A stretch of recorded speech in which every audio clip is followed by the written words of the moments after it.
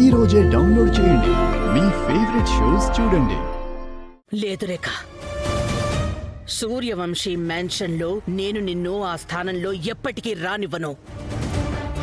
కానీ దానికంటే ముందు నేనొకటి తెలుసుకోవాలి. అసలు రాఘవ ఆ రిపోర్టర్ రేఖకి ఎందుకు సహకరించాడు? అంతగా ఏముంది? తనకి తెలిసిందేంటి, నాకు తెలియందేంటి?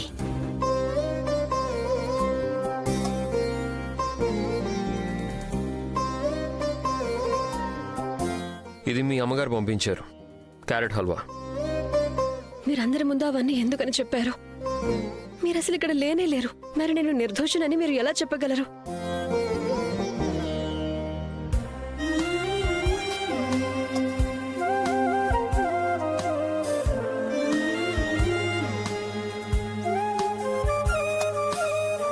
ఈ హల్వా మా అమ్మ నా కోసం పంపించింది.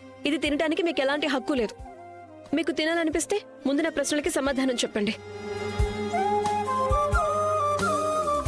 నేను నీ ప్రతి క్వశ్చన్కి ఆన్సర్ చెప్తాను, కానీ దానికంటే ముందు నేను అడిగే ఒక్క క్వశ్చన్కి నువ్వు సమాధానం చెప్పాలి. హారం నువ్వే దొంగతనం చేసావా? హారం నేనే దొంగిలించాను. అవునా? మరి దొంగతనం చేసి హారాన్ని ఏం చేద్దాం అనుకున్నావు? పెట్టుకోవాలనుకున్నావా? అమ్మేయాలనుకున్నావా? ఏం చేసేదానివి?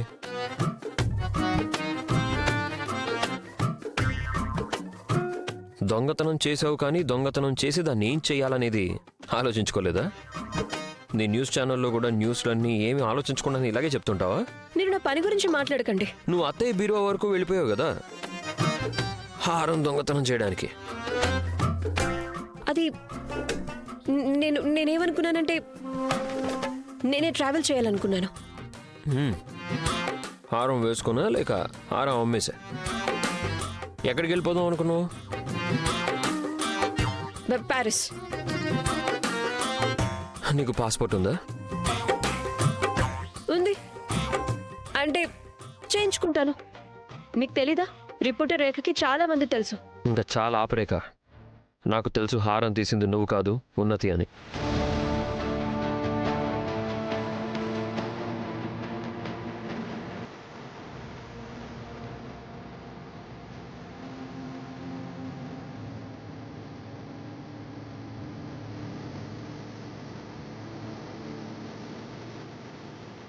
హారం తీసింది నేనే. అండ్ మీకు ఎలాంటి హక్కు లేదు నన్ను ఇన్ని ప్రశ్నలు అడగటానికి. అవునా? మరి నీకు హక్కు ఉందా ఉన్నతి క్రియేట్ చేసే ప్రాబ్లమ్స్ని సాల్వ్ చేస్తూ కూర్చోడానికి? తను చేసిన దొంగతనం నీ నెత్తిన వేసుకోవడానికి, ఇలా ఇల్లు వదిలి వెళ్ళిపోవడానికి, రాత్రిళ్ళు రోడ్ల మీద తిరగడానికి, వీటన్నిటికీ నీకు ఒకవేళ హక్కుంటే నాకు కూడా హక్కు ఉంది ఈ హల్వా తినడానికి.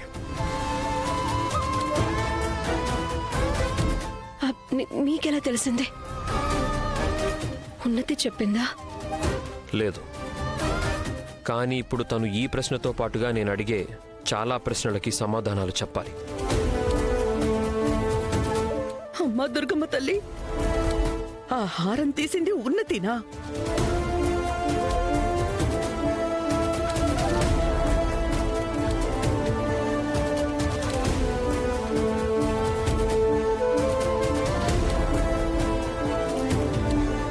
రేఖ వదిన ఒక్కతే మన మధ్యలోకి వచ్చి ఉండగలిగేది. కానీ ఇప్పుడు తన లైఫ్లోని ప్రాబ్లమ్స్తోనే తనకి టైం సరిపోతుంది. ఇక మన మధ్యలోకి ఎలా వస్తుందిలే?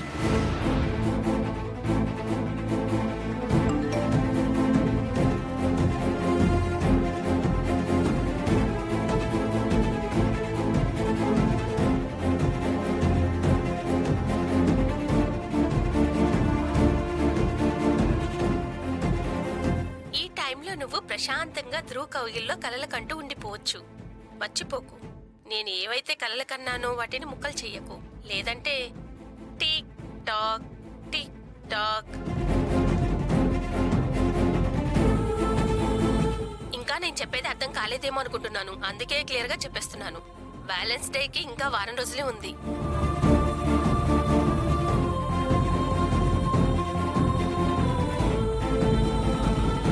నేను అత్తయ్య హెల్ప్ తీసుకోవాల్సిందే. ఈ సమస్య నుంచి బయటపడడానికి ఇక వేరే దారే లేదు.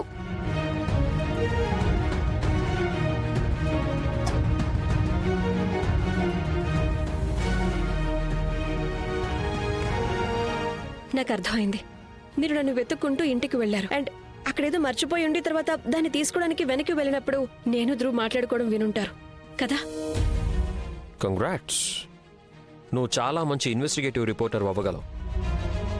కానీ ఇది నాకు నా చెల్లికి సంబంధించిన విషయం, నేను చూసుకుంటాను. లేదు రాఘవ్, ఇప్పుడు నేను వీటికి మధ్యలోకి వచ్చేసాను. అంటే బాబాయ్ గారు చెప్పినట్టు మనం ఇవన్నీ మర్చిపోయి ముందుకు సాగటమే మంచిది. ఉన్నతి ఏదైతే చేసిందో అది కేవలం ధ్రువ్కి నా ఫ్యామిలీకి సహాయం చేయడానికి చేసుంటుంది. తనకి ఎలాంటి తప్పుడు ఉద్దేశం లేకపోవచ్చు. ఏదేమైనా నా మీద ఆ అపరింద పడిపోయింది కాబట్టి ఈ విషయంలో ఉన్నతి నా పుట్టింటి వాళ్ళ ముందు సిగ్గుతో తలదించుకోవడం నాకు ఇష్టం లేదు. ఎవరు వేలెత్తి చూపించకూడదు. నాకు మాట ఇవ్వండి మీరు. ఇకపై దీని గురించి ఉన్నతిని ఎలాంటి ప్రశ్నలు అడగనని. కానీ ఎందుకలా? తను తప్పు చేసింది. తను చేసిన దానికి తనకి శిక్ష పడి తీరాలి. అయినా ఇవన్నీ నువ్వెందుకు దాస్తున్నావు? ఎందుకంటే నాకు తెలుసు నిందతో బ్రతకటం ఎలా ఉంటుంది అని. అరే శైలజ, చెప్పి ఉండాల్సింది కదా, ఒక నేరస్తుడి కూతుర్ని మెడలో మెడలు వేసుకొని తిరుగుతున్నావు అని. నాన్న మీద పడిన నింద ఈ రోజుకి మమ్మల్ని వెంటాడుతూనే ఉంది. అందుకే నాకు అస్సలు ఇష్టం లేదు ఉన్నతి ఇటువంటి నిందలతో బ్రతకటం. నేను ఇప్పటికీ ప్రయత్నిస్తున్నా నాన్నని నిరపరాధి అని నిరూపించుకోవడానికి, ఆయన మీద పడిన మచ్చని తుడిచేయడానికి. కానీ నా ప్రతి ప్రయత్నం తక్కువే అనిపిస్తుంది.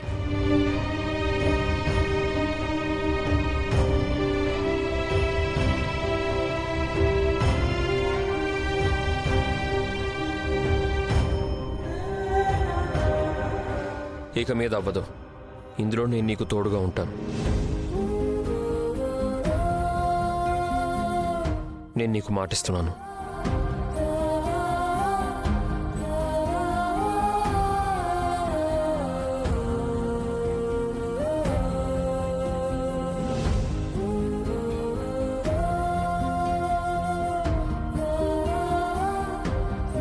ఇదేంటిది? ఒకరికొకరం సహాయం చేసుకుంటున్నాం కాబట్టి మనం ఫ్రెండ్స్ అయినట్టే కదా.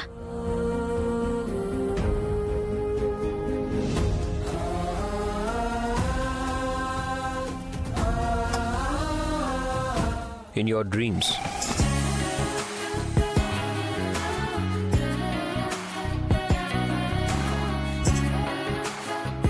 మీతో ఫ్రెండ్షిప్ చేసి తీరుతాను నేను, మిస్టర్ రాఘవ్ సూర్యవంశీ.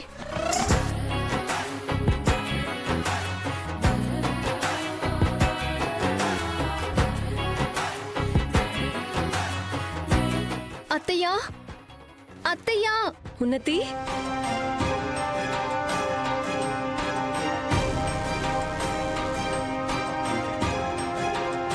నువ్విక్కడ? వదిన మీరు ఇక్కడ?